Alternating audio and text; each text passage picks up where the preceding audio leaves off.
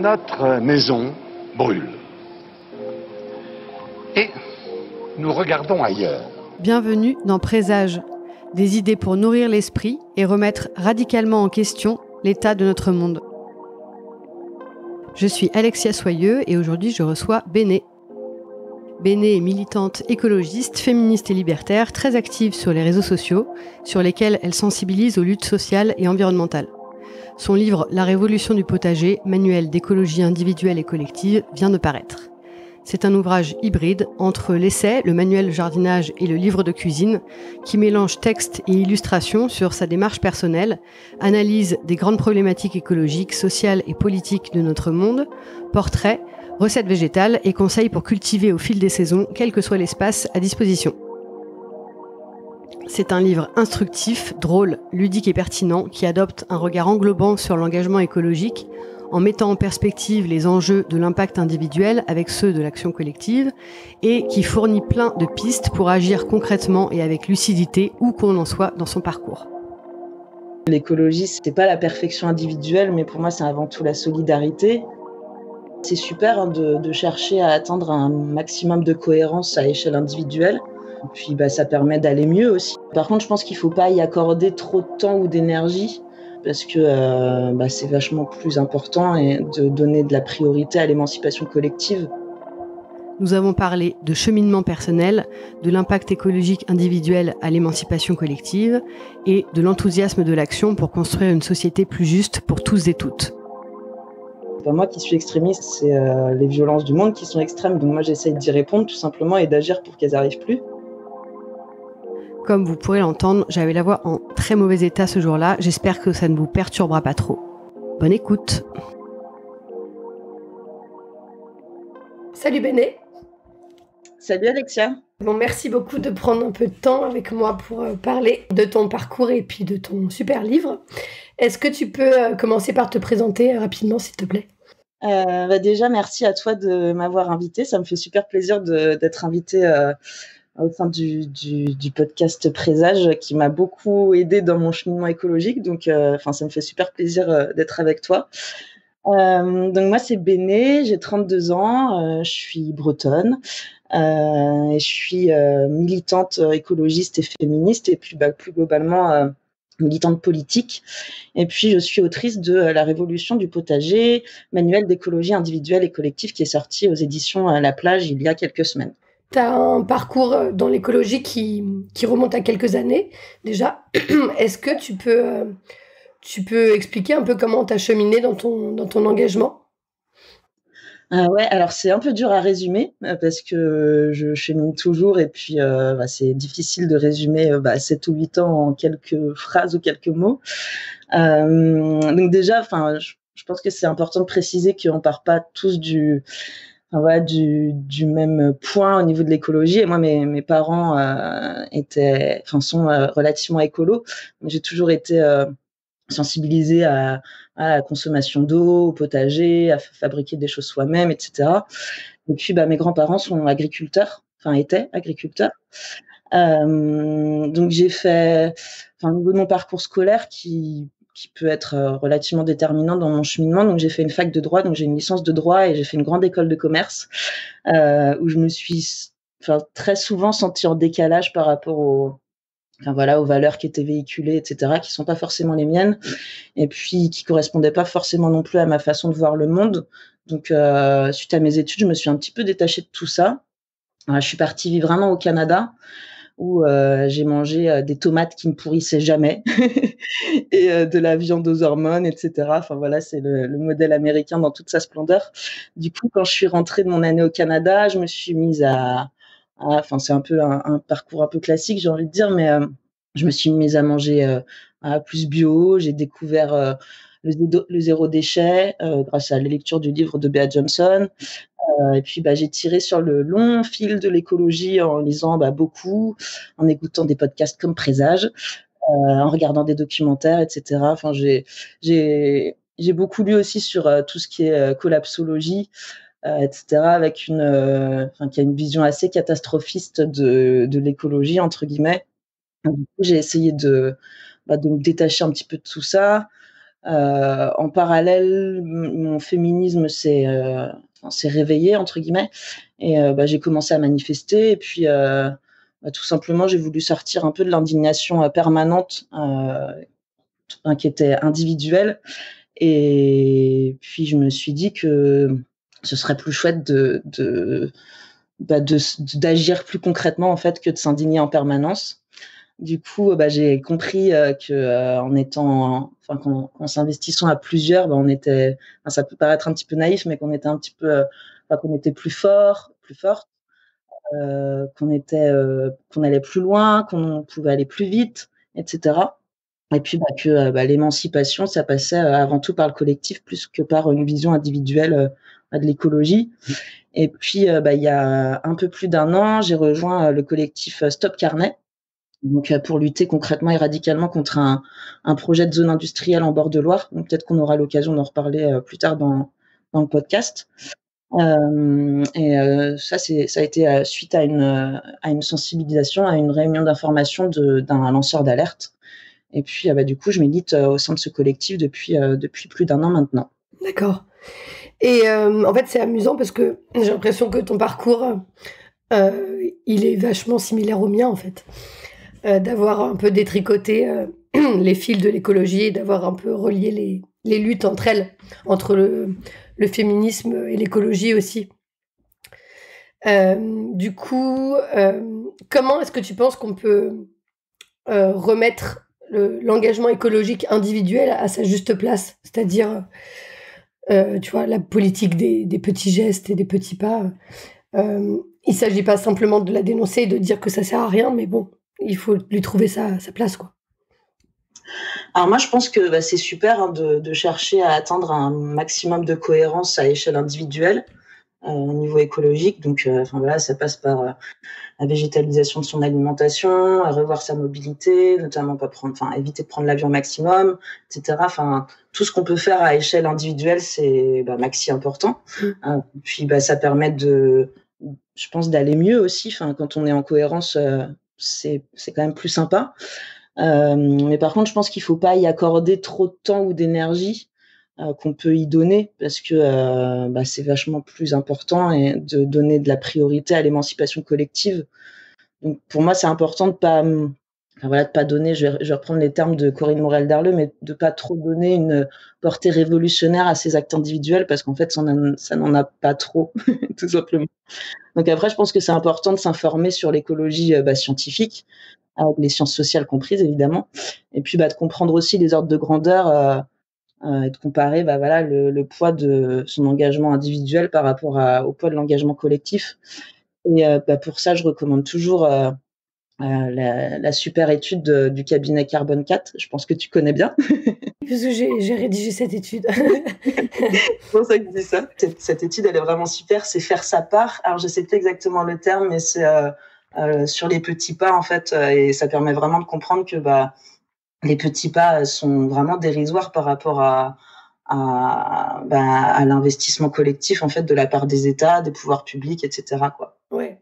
Mais pour autant, c'est quand même indispensable de mobiliser les gens individuellement aussi, quoi. Oui, bien sûr. Ah oui. Faut pas oublier l'engagement individuel du tout. Comme je le dis, c'est vraiment hyper important de cheminer vers un maximum de cohérence, même si de toute façon, on restera toujours imparfait et imparfaite. J'ai un téléphone, j'ai un ordinateur, j'ai une connexion Internet, je mange même un petit peu de poisson de temps en temps. Donc, non, on sera toujours imparfait et imparfaite, parce que de toute façon, le système est comme il est et que notre système de consommation, il est inadapté. On est dans une société qui est capitaliste et oppressive d'une manière générale. Donc, c'est important de prendre en compte tout ça, et puis de pas donner trop d'énergie et trop de temps à échelle individuelle, mais quand même de faire de son mieux, quoi, et de faire le nécessaire. Qu'est-ce qui t'a amené à sortir ce livre ? Alors, j'ai été contactée par les éditions La Plage pendant le premier confinement. Donc, à la base, les éditions La Plage voulaient que je rédige un livre sur la permaculture, et puis avec une dimension cuisine de saison, pour végétaliser son alimentation, etc. Et puis du coup, moi j'ai proposé d'y donner une dimension un peu plus politique. J'ai essayé de faire de mon mieux pour donner des pistes d'action individuelles et collectives, de donner envie aux gens de cultiver chez eux, quel que soit l'espace qu'ils ont à disposition. Enfin voilà, donner des conseils pour agir plus ou moins radicalement vis-à-vis de l'écologie et puis de toutes les luttes. Enfin voilà, etc. Dans ce livre, quels sont vraiment les enseignements que tu veux faire passer, les messages clés? C'est une bonne question. Je pense que c'est important de montrer que l'écologie, c'est pas la perfection individuelle, mais pour moi, c'est avant tout la solidarité. J'ai voulu montrer l'importance de l'écologie sociale et radicale, donc en lien avec tous les faits scientifiques écologiques, tout simplement. Je voulais aussi montrer que tout le monde était légitime pour agir et puis qu'on devait être le plus nombreux et nombreuses possible à s'engager pour changer radicalement le système. Ouais. J'ai aussi voulu montrer que la lutte écologiste, ça s'inscrit avant tout dans une lutte contre toutes les oppressions, donc qui sont le racisme, le sexisme, le validisme, l'exploitation animale, etc., les oppressions liées au genre. J'ai aussi voulu montrer que l'écologie, ça va pas sans justice sociale et sans remise en question totale du système dans lequel on vit. Ouais. Et puis que l'individualisme, en fait, c'est jamais une solution, et puis que le collectif, c'est super chouette. Donc c'est de s'investir collectivement pour apprendre à déconstruire plein de choses à niveau individuel et puis changer un peu le système dans lequel on vit, tout simplement. Ouais, pour retrouver un peu de joie aussi. Ouais, tout à fait. Et puis globalement, moi, ce que je voulais montrer, c'est que, alors après, j'ai pas toujours été comme ça. Hein, j'ai souvent été aussi dans le jugement, etc. Au début, quand on commence le cheminement écologique, je trouve qu'on a tendance à culpabiliser, déjà soi-même, et à culpabiliser aussi les autres, à regarder tout ce que font les gens. C'est pas bien, regarde, il jette son mégot par terre, machin. Ce qui est pas bien, hein, mais du coup, ça dépense beaucoup de temps et d'énergie dans des trucs qui sont malgré tout, c'est pas insignifiant du tout, mais ça dépense un peu de temps et d'énergie dans des choses qui nous mettent en colère, etc. T'arrives à sortir de ça maintenant? Oui, alors plus ou moins. Parce que c'est quand même, moi j'essaye de m'appliquer ce même raisonnement aussi, et tu vois, quand je vois des gens jeter les trucs par terre et tout, parce que avant, clairement, j'allais voir les gens et parfois j'ai failli me prendre des coups assez violemment. Mais maintenant je le fais plus parce que je sais que ça sert à rien en fait. Mais c'est pas facile, je trouve.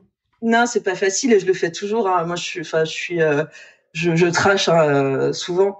Après, je trash plus, je pense, sur Internet que dans la vraie vie, parce que j'ai plus envie d'être confrontée à de la violence en retour. Mais oui, je pars de très très loin aussi, hein, comme toi. Enfin, moi, tu vois, à un moment donné, les gens qui jetaient leur mégot par terre en voiture, ça me faisait péter un plomb, quoi. Donc, il m'est arrivé à plusieurs reprises de faire à la moitié une chasse à l'homme en voiture et de poursuivre des gens et puis de leur faire des signes en disant « t'as jeté ton mégot par terre, c'est mal, quoi ». Donc, maintenant, je ne fais plus ça parce que c'est une perte de temps, quoi. Et puis, j'ai plus envie de m'agacer à ça. Enfin, il y a tellement d'autres raisons beaucoup plus importantes contre lesquelles s'indigner que j'ai plus envie de mettre mon énergie dans tout ça, tout simplement. Ouais. Même si c'est dur. Ouais. Mais par contre, c'est vrai qu'en ligne, tu es assez vindicative quand même. Oui, complètement. Après, je pense qu'il faut relativiser le poids des mots par rapport à la violence du monde, en fait. Moi, mes mots, ils peuvent être violents pour plein de gens, mais en fait, par rapport à la violence économique ou la violence écologique, etc., et sociale, ça n'a aucun rapport, quoi. Tu n'hésites pas à pointer les mensonges, les dénis, les incohérences aussi bien des politiques que des gens du mouvement climat, tu vois. Ouais. Alors après, moi, maintenant, j'évite parce que j'essaye de tirer des leçons de mes apprentissages, mais maintenant, j'évite de pointer les jugements, les actions individuelles, sauf les chasseurs, etc., ou les viandards, qui le droit à manger de la viande, etc., où là, ça a tendance à m'agacer un petit peu. Mais j'évite de pointer trop les jugements individuels et de plus pointer les dénis, les mensonges politiques, les incohérences totales, l'autoritarisme, tout ça, parce que je trouve que c'est plus... ça a plus de sens pour moi, et encore une fois, je trouve que c'est plus constructif de pointer les failles systémiques plutôt que des failles individuelles, quoi. Par rapport à tes prises de parole en ligne, j'ai quand même l'impression que tu t'en prends plein la gueule en retour. Quelles sont les critiques ou les insultes qu'on t'adresse le plus souvent? Ça va de extrémistes. Alors, les extrémistes, je pense que tout militant l'a entendu à plusieurs reprises. Ouais. C'est pas moi qui suis extrémiste, c'est les violences du monde qui sont extrêmes. Donc moi, j'essaye d'y répondre tout simplement et d'agir pour qu'elles n'arrivent plus. Ouais. Donc encore une fois, il faut remettre les choses en perspective. Je pense que c'est important. Après, ça va de islamo-gauchiste qui est très très à la mode en ce moment, à anti-tout, Amish. Enfin voilà, en gros, on peut reprendre une de valeur actuelle et puis ça reprend un peu toutes les critiques que je me prends dans la gueule. Alors pas tout le temps, hein, parce que j'ai une communauté qui est hyper bienveillante. Avec qui tout se passe relativement bien. Après, il suffit qu'un tweet ait une portée, ou un tweet ou un post sur Instagram ait une portée que j'avais pas forcément imaginée pour m'en prendre effectivement plein la gueule, comme tu dis. Des fois, j'y accorde de l'importance, et puis d'autres fois, pas du tout, parce qu'en fait, j'ai pas envie de donner raison aux fachos, tout simplement. Mais... Donc, j'essaye de plus trop faire attention et de prendre ça avec beaucoup de cynisme, en fait, et puis de répondre avec des faits écologiques et sociaux, parce qu'en fait, je pense que c'est important de pas se laisser marcher dessus avec des insultes qui veulent rien dire, et en fait, de revenir à des faits qui sont dans les études scientifiques et en fait qui donnent tort à la majorité des arguments des fachos, quoi. Et du coup, oui, j'en profite pour placer que t'avais fait il y a quelque temps un bingo des arguments anti-écolo qui est vraiment à la fois drôle et en même temps très pertinent, quoi. Du coup, je renverrai les gens pour le regarder. Est-ce que tu t'as fait face à un burn-out militant à un moment dans ton parcours? Alors, je sais pas si on peut appeler ça un burn-out parce que j'ai pas eu de crise qui m'a fait me dire je vais arrêter tout ce que je fais. Ouais. Par contre, moralement, je suis en permanence en dents de scie en fonction de l'actualité ou de ce qu'on se prend aussi dans la tronche avec le collectif Stop Carnet. Je suis jamais découragée parce que je suis hyper bien entourée et que j'ai rencontré vraiment des personnes extraordinaires et qui me donnent vraiment confiance dans les luttes d'une manière générale. Ouais, par contre, il y a encore 2 semaines, j'étais vraiment au fond du trou et j'étais vraiment hyper angoissée, hyper fatiguée, épuisée, totalement. Ouais. Du coup, c'est pas toujours simple de mêler la vie quotidienne avec une vie entre guillemets militante, quoi. Qu'est-ce que tu fais dans ces cas-là? J'essaye de me concentrer, de prendre soin de moi. Alors ça passe par plein de trucs, hein. On rentre vraiment dans l'intime, mais de me focaliser sur mes animaux, sur le potager où je suis plus dans la construction que dans la défense, donc ça fait du bien. J'essaye d'écouter de la musique, de faire plein de choses, de faire un peu la fête si je peux, de danser, de faire plein de choses qui me font du bien, en fait, tout simplement. De voir des gens, d'extérioriser ma colère aussi avec mes potes militants et militantes. J'essaye de trouver plein de petits trucs qui vont potentiellement me faire du bien et puis qui vont me faire passer à autre chose. Pour revenir justement au potager, parce que c'est vrai que ça fait du bien aussi d'avoir les mains dans la terre. On entend, tu sais, souvent le slogan l'écologie sans lutte des classes, c'est du jardinage. Qu'est-ce que tu penses de cette petite phrase qui est assez méprisante vis-à-vis du jardinage et quelle portée toi tu donnes au potager? Alors sur cette phrase, moi j'aurais pu être d'accord il y a encore quelques mois ou quelques années parce que j'avais pas forcément pris conscience de la dimension politique du potager. Mais en fait maintenant, je me rends compte que cette citation elle est complètement injuste et erronée en fait parce que le jardinage dans le sens, c'est pas planter des rosiers ou je sais pas, ou un camélia quoi, mais cultiver sa propre nourriture. En fait, c'est profondément militant dans la mesure où ça fait prendre conscience de comment pousse sa nourriture, etc. Et du coup, ça donne une autre dimension à l'alimentation, en fait, tout simplement.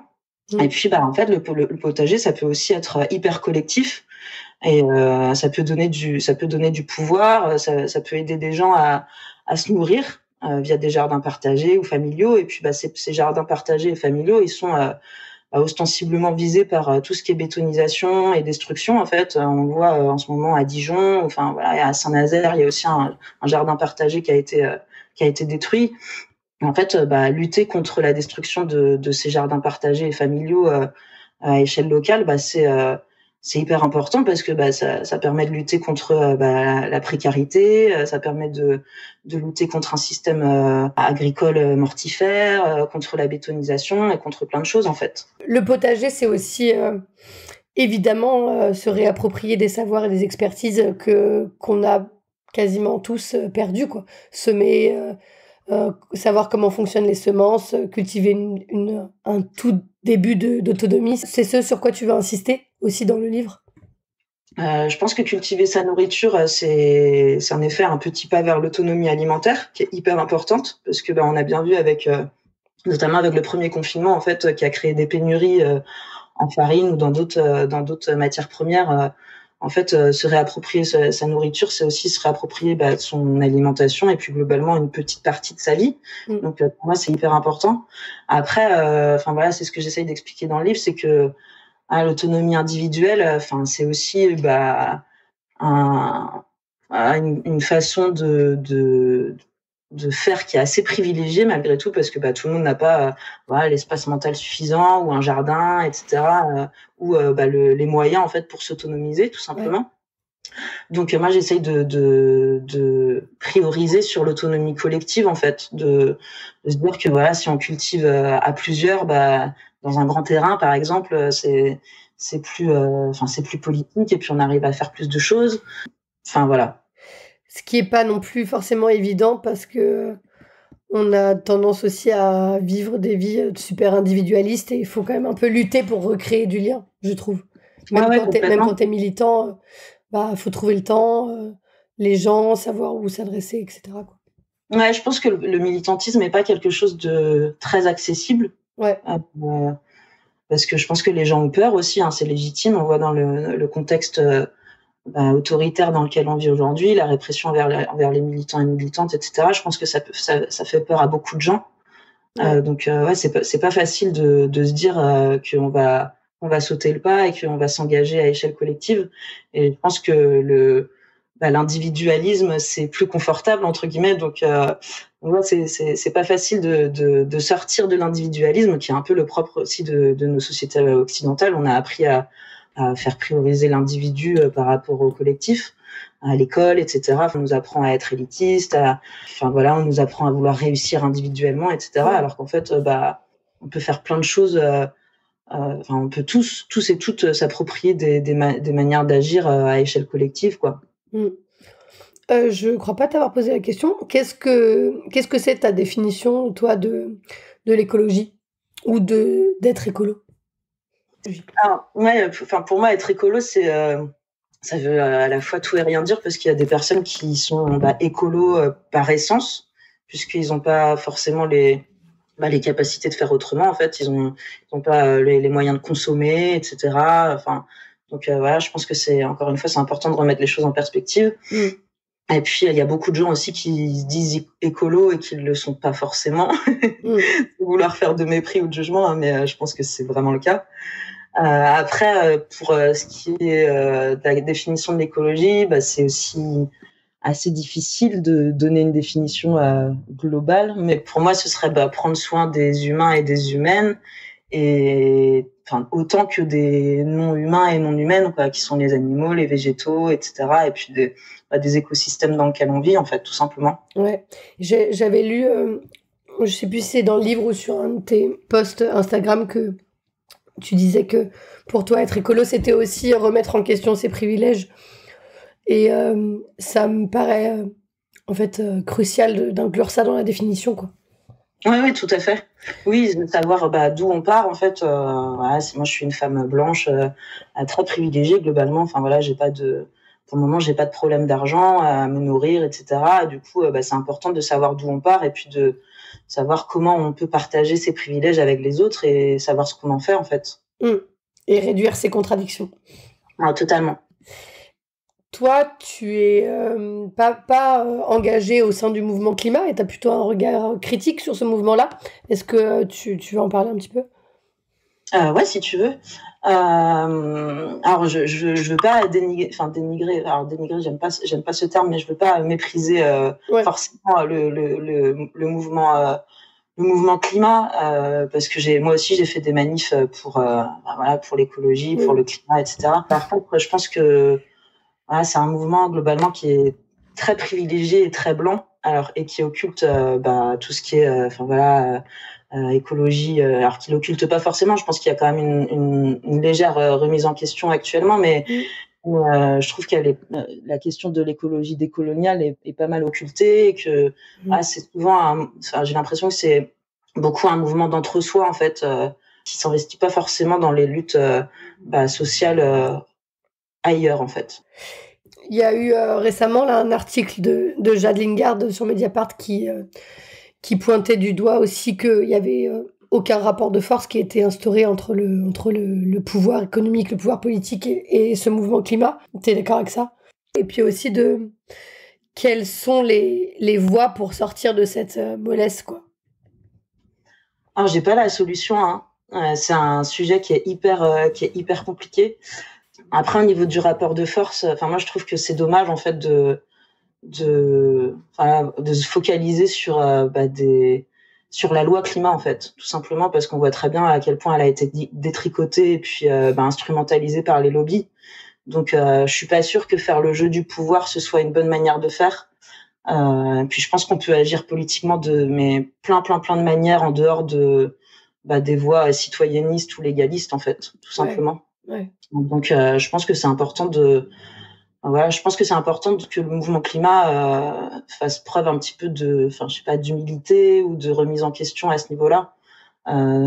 Qui prennent bien conscience que voilà, on essaye de passer par les lois, de sensibiliser les élus, les députés, etc. Mais en fait, ça fonctionne pas. Ils font qu'instrumentaliser la Convention citoyenne pour le climat, etc. Il a des tricotes. C'est pas une perte de temps et d'énergie, mais je pense que, ce serait pertinent de moins jouer avec les armes du pouvoir, parce qu'il y a plein d'autres manières de faire qui sont radicales, peut-être plus radicales et plus efficaces, en fait, tout simplement. Et du coup, toi, tu préconiserais plutôt de s'investir au niveau local? Ouais, je pense que l'investissement au niveau local, c'est hyper important, qu'il y a plein de luttes qui jouent à échelle locale et dont on peut s'emparer assez facilement, en fait. Alors, il faut pas résumer l'écologie à ça, du tout, mais au niveau des projets imposés et destructeurs, il y a énormément de choses à faire. Par exemple, avec il y a 78 projets clés en main pour réindustrialiser la France qui sont portés par Macron auprès des industriels français et internationaux. Et du coup, ces projets clés en main, en fait, ils permettent d'obtenir des dérogations environnementales très lourdes, de façon à ce que ces projets soient implantés de manière beaucoup plus rapide. Donc, rien qu'à échelle locale, en fait, on se rend compte que potentiellement, il y a 78 projets qui peuvent être empêchés, quoi. À échelle locale, il y a beaucoup de choses à faire, que ce soit contre les projets destructeurs ou dans des collectifs féministes, antiracistes. Il y a plein de choses à faire à échelle locale, et du coup, ça permet de donner après plus d'impulsion peut-être à échelle plus vaste, tout simplement. Je change un peu de sujet, mais en fait, je sais aussi que dans ton parcours, toi, tu as été longtemps un peu obnubilé par le zéro déchet. Ouais. Et je trouve que c'est une très bonne analyse que tu proposes dans le livre, de dire que en fait, le zéro déchet, ça peut être complètement écrasant comme mode de vie, parce que il faut penser à tout, c'est une charge mentale qui est énorme, et l'impact est quand même très relatif pour un mode de vie qui va être complètement engagé là-dedans, quoi. Est-ce que tu veux parler un peu de ton expérience du zéro déchet? Ouais, si tu veux. Donc moi, j'ai découvert le zéro déchet il y a 7 ou 8 ans, je crois. Donc pour moi, c'était vraiment quelque chose de révolutionnaire, hein. Le fait de pas créer de déchets, j'avais l'impression de répondre à toute la crise des déchets dans sa globalité. Je pense que le déchet, en fait, ça cristallise beaucoup de beaucoup de choses au niveau de l'écologie. Enfin, on a l'impression que c'est vraiment la partie émergée de l'iceberg, en mode, s'il y a plus de déchets, il y a plus de crise écologique, alors qu'en fait, c'est beaucoup plus important que ça, beaucoup plus vaste. Du coup, moi, j'ai commencé à faire mes cosmétiques maison. Après, le zéro déchet, ça m'a aussi permis de végétaliser radicalement mon alimentation et de devenir végétarienne. Je voulais pas mettre de produits d'origine animale dans mon compost, pour créer le moins de déchets possible. Donc voilà, le zéro déchet, ça peut aussi être un axe d'entrée dans l'écologie plus globale et systémique. Donc voilà, c'est pour ça que je maintiens que c'est quand même un mouvement qui est important. Si on n'y met pas trop de portée révolutionnaire, encore une fois, quoi. Mais est-ce que tu crois que c'est possible, ça ? Parce que j'ai l'impression quand même que beaucoup de personnes qui sont engagées dans une démarche zéro déchet, enfin, tu vois, ça occupe tellement de place dans leur vie que ça me paraît parfois difficile d'aller plus loin que ça, quoi. Au sens de faire le lien avec les problématiques globales, systémiques, et de remettre en perspective l'impact que tu as en ayant une vie zéro déchet, quoi. Ouais, c'est une question compliquée. Donc c'est pour ça aussi que j'ai mis ça dans mon livre, c'est que moi je trouve ça hyper important de pas s'enfermer dans le zéro déchet, parce que ça prend énormément de temps, ça prend énormément d'énergie. Enfin, on met une énergie incroyable à vouloir devenir de parfaits individus qui produisent pas de déchets, alors qu'en fait, l'impact est relativement restreint en fait sur les émissions, j'allais dire sur les émissions de CO2, même si c'est pas le critère absolu dans l'écologie, mais c'est quand même un critère important. Donc je sais pas trop comment faire pour que le mouvement zéro déchet se remette en question, et puis à une vision, fasse attention aux ordres de grandeur, en fait. J'aimerais en fait que le mouvement zéro déchet évite de s'épuiser ou évite de s'auto-congratuler, en fait. Ouais. Est-ce que l'attention qu'on donne au zéro déchet, à la réduction en tout cas de notre impact individuel, c'est pas une façon de détourner l'attention, tout simplement des problématiques générales, quoi? Ouais, je pense qu'il y a un côté un peu déculpabilisant. En se disant moi je fais ma part, c'est encore un peu dans la démarche du colibri, mais moi je fais ma part, je réduis mes déchets, je produis un bocal de déchets par mois, regardez, c'est formidable, alors qu'en fait tant qu'on n'agit pas collectivement et tant qu'on sort pas de la sphère individuelle, en fait il y a pas grand chose qui change, quoi. Oui. En plus de tout ça, comme tu le soulignes, cette charge, elle incombe quasiment tout le temps aux femmes. Donc, c'est quand même une raison de plus de pas se gâcher la vie, entre guillemets, avec le zéro déchet, quoi. Ouais, alors moi, peut-être que ma vision va pas du tout être partagée par beaucoup de gens, et je m'excuse si ça peut paraître un peu blessant et tout, mais je pense que les féministes d'il y a quelques dizaines d'années seraient un peu horrifiées de savoir que le zéro déchet, ça enferme les femmes à la maison, à faire leurs cosmétiques soi-même, elles-mêmes. Je pense que c'est important que les femmes s'émancipent, en fait. Quand je dis femmes, c'est femmes et minorités de genre. Mais c'est important que ces personnes-là s'émancipent collectivement, qu'elles prennent de la place dans les lieux de lutte, dans la rue, dans la sphère publique, en fait, plus que de s'enfermer dans la réduction des déchets, absolument, en fait. Ouais. Parce que si tu vas jusqu'au bout de la logique, en fait, il vaut mieux ne pas exister, quoi, en fait, pour ne pas produire de déchets. Oui, globalement, on est des individus, donc on produit du CO2 rien que par notre respiration. Donc, c'est ça. C'est ça. Faut sortir un petit peu du côté, je pense, déchets, même s'il est important, mais je pense que c'est mieux de se battre à échelle industrielle au niveau de la production de déchets que de chercher à pas en produire à échelle individuelle. Ouais. Pour revenir au combat collectif, est-ce que tu veux bien parler donc de la ZAD du Carnet et qu'est-ce qui s'est passé là-bas depuis un an, depuis que tu as été engagée, et puis récemment là? Alors moi, j'étais pas engagée au sein de la ZAD du Carnet. Moi, je fais partie du collectif Stop Carnet. Oui, d'accord. Donc en fait, c'est la même lutte. Oui. Donc tu me permets de faire un petit topo sur la lutte éventuellement. Ouais. Donc oui, moi je suis engagée au sein du collectif Stop Carnet. En fait, on se bat contre un projet de zone industrielle en bord de Loire. Donc ce projet de zone industrielle, il s'étendrait sur 110 hectares de zone naturelle, dont 51 hectares de zone humide. Et c'est un projet de zone, ce qu'on appelle écotechnologique. Donc ça veut absolument tout et rien dire. Du coup, sur la zone naturelle, il y a 116 espèces protégées.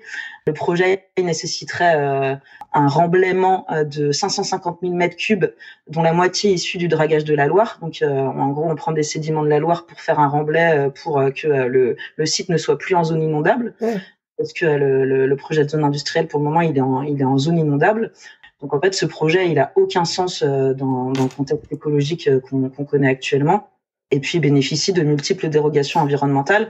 Donc moi, au sein du collectif Stop Carnet, j'essaye de me battre contre ce projet, tout simplement.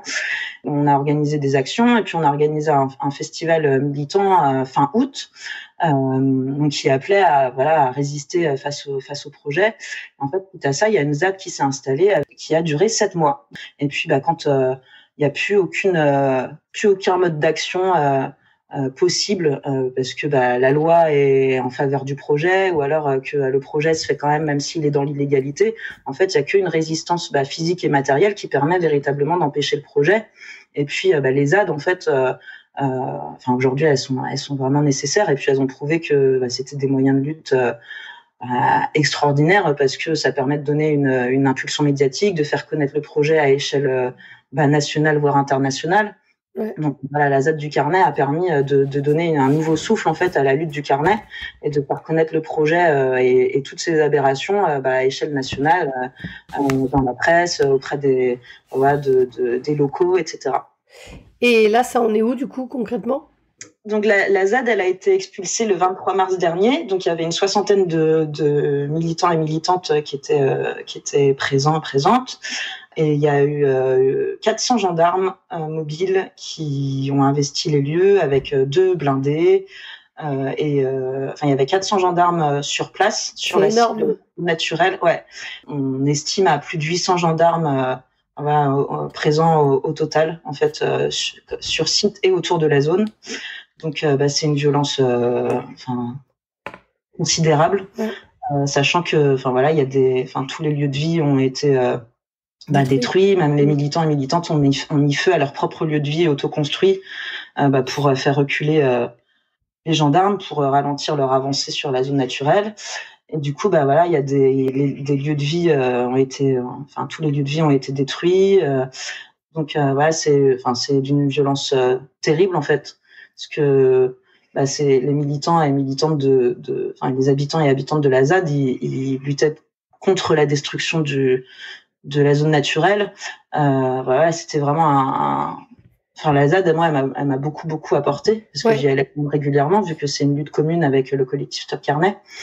Donc c'était un lieu d'expérimentation politique où il y avait une réflexion collective sur tout ce qui était rapport de domination, donc le sexisme, le classisme, plein d'expérimentations collectives. Les cabanes étaient construites avec des matériaux de récupération. L'alimentation, c'était de la récupération aussi. C'est vraiment une zone. C'était vraiment une zone d'expérimentation incroyable. Ouais. Aussi un lieu de lutte, parce qu'elle empêchait les travaux d'avoir lieu, tout simplement. Et puis c'était aussi un lieu d'accueil, comme je disais tout à l'heure. Ça permettait la zone permettait d'accueillir les personnes qui en avaient besoin, les personnes précaires ou les personnes qui n'avaient pas de domicile, etc. Donc en fait, la ZAD, elle répondait à plein de choses que l'État est incapable de mettre en place lui-même, quoi. Donc on voit qu'il y a entre 400 et 800 gendarmes qui sont venus l'expulser avec 2 blindés. Les gendarmes étaient équipés de fusils à LBD, voire plus. Je trouve que c'est d'une violence écologique, économique, et une violence envers le militantisme écologique folle, quoi.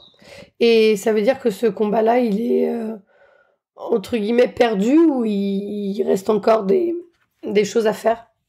Ah non, nous on se bat toujours, hein. Même si la ZAD n'existe plus, la ZAD en tant que telle, avec les cabanes, les habitants et habitantes, cet endroit avec les cabanes collectives et les lieux de vie n'existe plus, mais ça ne veut pas dire que la lutte ne continue pas, bien au contraire, parce que ça nous donne un nouvel élan aussi. Donc on organise notamment une manifestation les 5 et 6 juin avec aussi des échanges et discussions sur l'industrialisation dans l'estuaire de la Loire. Il y a plein de choses qu'on essaye de mettre en place, mais ça ne veut pas dire que la lutte est annihilée par l'expulsion, bien au contraire. Nous, on reste quand même déterminés de façon à empêcher définitivement le projet du carnet d'avoir lieu, quoi. Est-ce que, en fait, je crois qu'on n'a quasiment pas parlé alors que c'est quand même un truc central du livre, de l'alimentation et de la végétalisation de l'alimentation. Comment toi, enfin, tu m'as un peu dit tout à l'heure, c'était un peu avec ton parcours sur le zéro déchet, mais est-ce que ça a été difficile pour toi de passer à une alimentation végétarienne et pour toi et pour ton entourage, je veux dire, dans ta vie sociale, comment ça s'est passé? À échelle personnelle, ça s'est super bien passé. Moi, je me suis dit que j'arrêtais la viande et le poisson, et puis voilà. En gros, ça n'a pas été plus complexe que ça, même si aujourd'hui, je reviens un petit peu dessus parce que j'ai vachement moins d'énergie et de temps à consacrer à faire la cuisine, en fait. Donc des fois, voilà, par facilité et par confort, je vais manger un petit peu de sardines à l'huile ou de hareng, de limiter au maximum. Mais globalement, mon alimentation, elle est végétarienne, à tendance végane à 95%, quoi. Ouais. Donc à échelle individuelle, non, ça a été plutôt simple. Après, au niveau de la perception par mon entourage, je m'en fiche un peu. Et pourquoi tu penses qu'on a autant de mal en France quand même à faire passer ce message qui est évident que, en fait, végétaliser son alimentation, c'est ton premier levier pour avoir, pour le coup, un vrai impact, quoi, à l'échelle individuelle? Je pense que la culture française est très baignée dans la souffrance animale, d'une manière générale, dans tout ce qui est, foie gras. Il y a tout un tas de produits qui sont ouvertement, qui font l'apologie de la souffrance animale. Et puis, je pense que la culture française est aussi très baignée dans la consommation de produits d'origine animale. La plupart des recettes, en fait, qui sont traditionnelles, entre guillemets, ça va être des recettes carnées, en fait. Ouais. Donc, contrairement à d'autres pays, par exemple en Inde ou au Liban, où il y a une alimentation, je pense, qui est beaucoup plus végétale d'une manière générale. Donc, je pense que la culture française nous plonge en fait dans la consommation carnée dès notre enfance, sans qu'on soit forcément conscient des conséquences que ça a. Ouais. Donc, le fait de voir quel est l'impact de la consommation de produits d'origine animale, que ce soit vis-à-vis de l'exploitation animale, des abattoirs, des élevages intensifs, etc. Je pense que c'est hyper important, quoi. Mais on en est quand même, on est quand même en 2021 et on peut constater qu'il y a des débats sans fin sur le fait de juste offrir une alternative végétarienne, quoi. Ça me passe. Ouais, moi, ça me sidère, en fait. Ces débats, je les trouve totalement déconnectés de la réalité scientifique, quoi. Ouais. Quand on sait que il y a 14,5% des émissions de CO2 qui sont liées à l'élevage, à la consommation de produits d'origine animale, à un moment donné, je pense que les carnistes, devraient se remettre en question et, encore une fois, c'est une question d'humilité, quoi, mais juste, un petit peu de cohérence et juste arrêter le déni ou arrêter de croire que les végétariens veulent imposer une alimentation, parce qu'en fait, c'est la société carnée, en fait, qui impose une alimentation et pas l'inverse, quoi. Ouais. Je crois qu'on est 4% de végétariens dans le monde. Ouais. Donc, croire que ce sont les végétariens qui imposent leur vision de leur alimentation, c'est juste un non-sens absolu, quoi. Ouais. Et justement, face à toutes ces difficultés, quand même, quand on est engagé sur le combat écologique, féministe, antiraciste, etc., on ne peut quand même que constater que il y a des grosses difficultés à avoir des victoires. Comment t'arrives, toi, à garder ton entrain et continuer à agir? C'est une bonne question. C'est un peu une version de ma question, comment cultiver la joie malgré tout, mais enfin, je veux dire, surtout que toi, je sais que tu es aussi très active sur Twitter, et je trouve que Twitter, c'est quand même, c'est dur, quoi. C'est dur de voir autant de, autant de déni, autant de trucs violents dans la politique, dans l'économie. C'est difficile de se protéger, je trouve, au quotidien, quoi.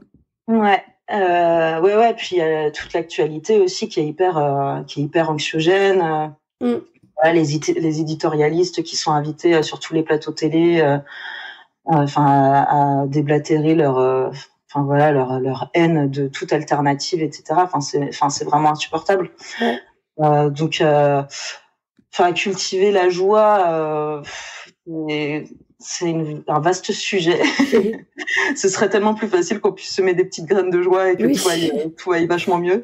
Mais malheureusement, ça se passe pas comme ça. Donc après, moi, j'essaye de garder mon envie d'agir parce qu'en fait, je le fais pour les autres. Alors là où mes détracteurs et mes haters arrêtent pas de me faire des injonctions à tout et n'importe quoi. En fait, moi, je me bats. Contrairement à eux, moi, je me bats aussi pour eux. C'est ça qui est assez paradoxal. Ouais.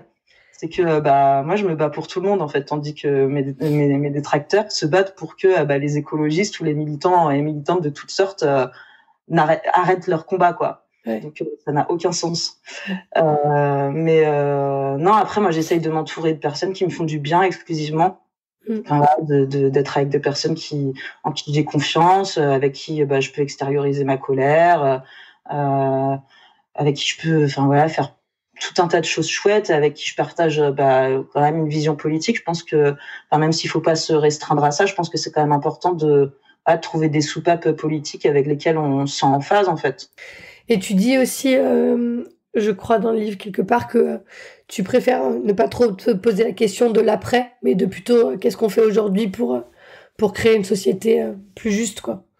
Ouais, je pense que les médias et tout un tas de discours catastrophistes nous empêchent d'agir au quotidien ou d'aller on pense trop à l'avenir, en fait, alors qu'en fait il y a déjà des millions de personnes qui souffrent déjà du dérèglement climatique et de l'effondrement de la biodiversité. Alors on n'en a pas forcément conscience quand on est bourré de privilèges. Mais du coup, le combat, il se joue ici et maintenant pour tous ceux et celles qui en souffrent aujourd'hui. C'est hyper important de se dire qu'on se bat pas que pour un futur, en fait. On se bat aussi pour un présent plus digne et plus juste. Peut-être, c'est une question que j'ai pas posée, ça. Quel conseil tu donnerais à des personnes pour commencer à déconstruire ses privilèges et sa position? Comme je l'ai dit plusieurs fois, je pense que c'est important de dégonfler un petit peu son ego et d'avoir un peu d'humilité et de savoir d'où on part, en fait. Et que effectivement, si tu es un homme blanc, cisgenre, hétérosexuel, en fait, il y a globalement de fortes chances que tu n'aies pas subi énormément d'oppression dans ta vie.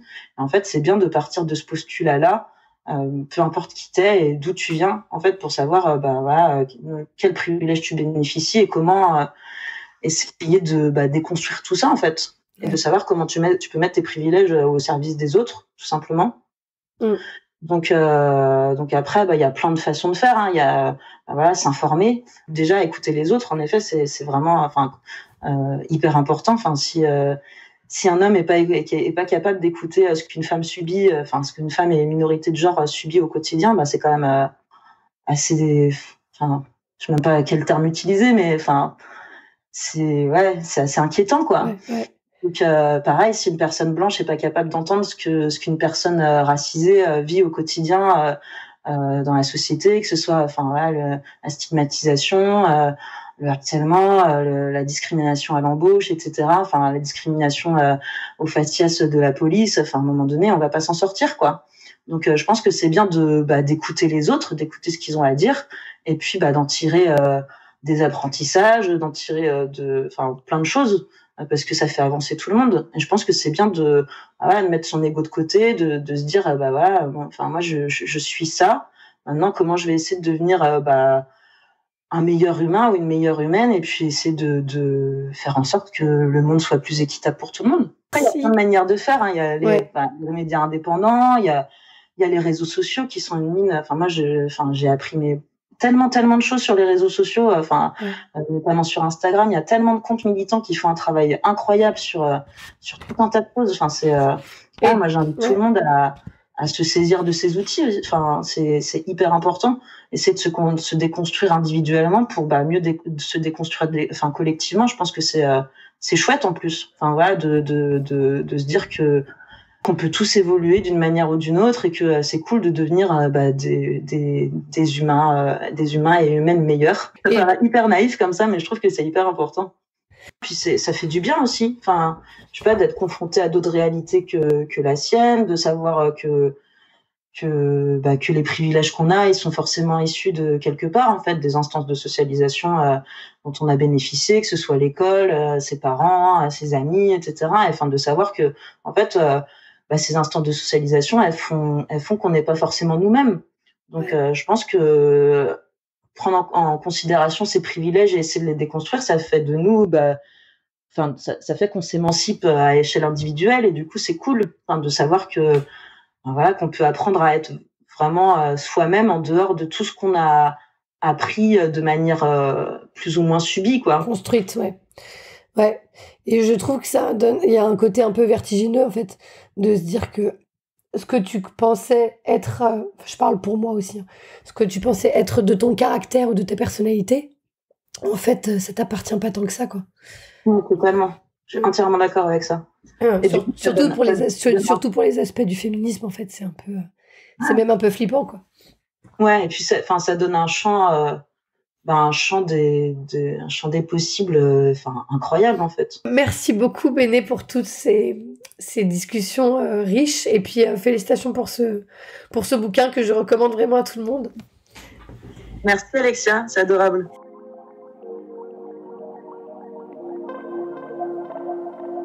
Merci beaucoup à Béné pour notre échange, et merci à vous tous et toutes pour votre écoute. Vous pouvez retrouver le livre La Révolution du potager dans toutes les bonnes librairies et suivre Béné sur les réseaux sociaux. Je mettrai les liens en description de l'épisode. Présage est un podcast indépendant. Le générique est un extrait du morceau L'eau de Sabrina Bellawell, mixé par Paloma Colombe. À très vite.